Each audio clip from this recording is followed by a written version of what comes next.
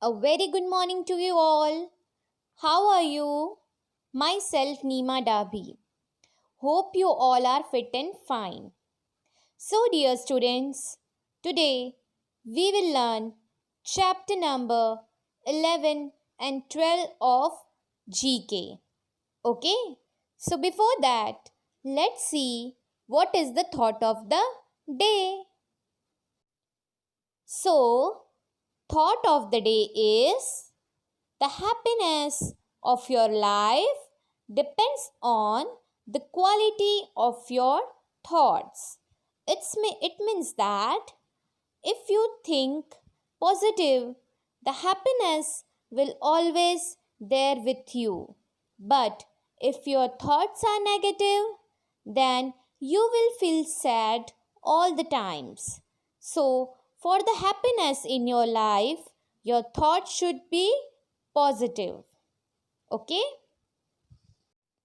So, dear students, chapter number 11 is Amazing Landmarks. The meaning of landmark is an object or feature of a landscape or town that is easily seen and recognized from a distance. Okay? Landmark means कोई object or the feature of any landscape or town which is easily seen and recognized from the distance. So let's see what are the amazing landmarks. First is the Golden Pagoda. The Golden Pagoda is the landmark of a Buddhist pagoda in Yangon, Myanmar.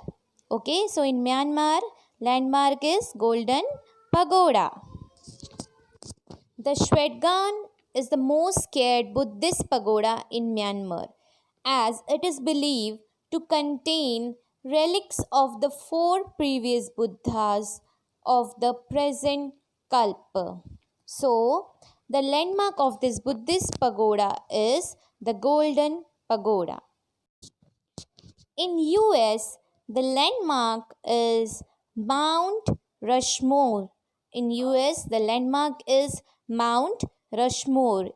Mount Rushmore is a mountain on which the faces of four US presidents are carved. Okay, Mount Rushmore is a mountain on which the faces of four US presidents are carved. Okay, carved means to make design on any hard stone. Now, the third one is 34 cave temples. 34 cave temples carved out of the rock face of hill located in Maharashtra, and the landmark is Ellora. Okay, so in Ellora, 34 caves, temples carved out of the rock face of hill located in Maharashtra. Now the fourth is the landmark of San Francisco, USA is the Golden Gate Bridge. Okay, you can see in the picture the landmark of San Francisco, USA is the Golden Gate Bridge. The Golden Gate is a strait on the west coast of North America that connect San Francisco Bay to the Pacific Ocean. Fifth one is the Horyuji Temple. Horyuji Temple is the landmark of Japan. This is a temple in Japan which is also one of the oldest wooden building in the world.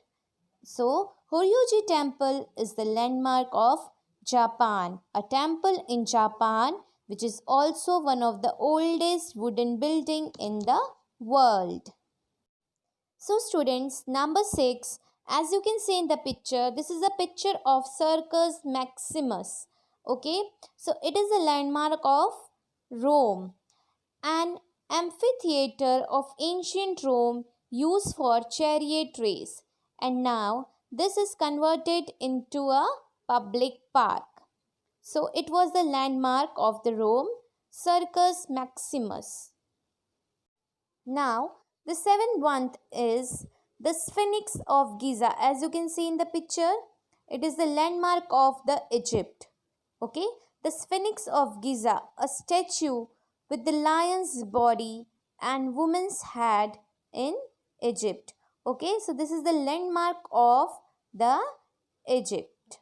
Alright students, so here we have completed our chapter number 11, Amazing Landmarks. Now our chapter number 12 is the tricolor. Okay, so we will study about our India and the tricolor.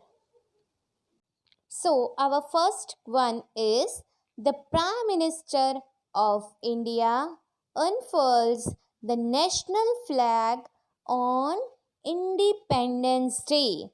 On Independence Day at Red Fort in Delhi. Okay, so a Prime Minister unfurls the national flag on Independence Day. Okay, so the second one is the Ashoka Chakra. In the middle of white band is the wheel of law.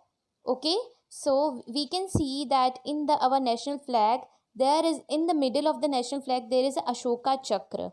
Okay, so it is navy blue in color. It signifies that there is life in movement. It signifies that there is life in movement. Okay, so the Ashoka Chakra in the middle of white band is the wheel of law. It is navy blue in color. It signifies that there is life in movement. Now, the third one is the ratio of width to the length of the flag is 2:3. As we know that our national flag is rectangular in shape and the width to the length of the flag is divided into 2:3 ratio. Now, the fourth one is the design of our national flag was adopted by the Constituent Assembly of India on 22nd July 1947. Okay, so on 22nd July 1947, our national flag was designed and adopted by Constituent Assembly. The fifth one is Indian citizen says Jai Hind while saluting the national flag. Right? We used to say Jai Hind while saluting the national flag. Now, the sixth one is our national flag has three colors. As we know that our national flag has three colors. So, saffron color is stand for courage. Saffron color is stand for courage. White color stand for peace. White color stands for peace. And green color stands for prosperity. Green color stands for prosperity. Okay, students? So, dear students, here we have completed our chapter number 12, the tricolor. Hope you all had understood both the chapters. So, your homework is I will provide you the PDF of answers.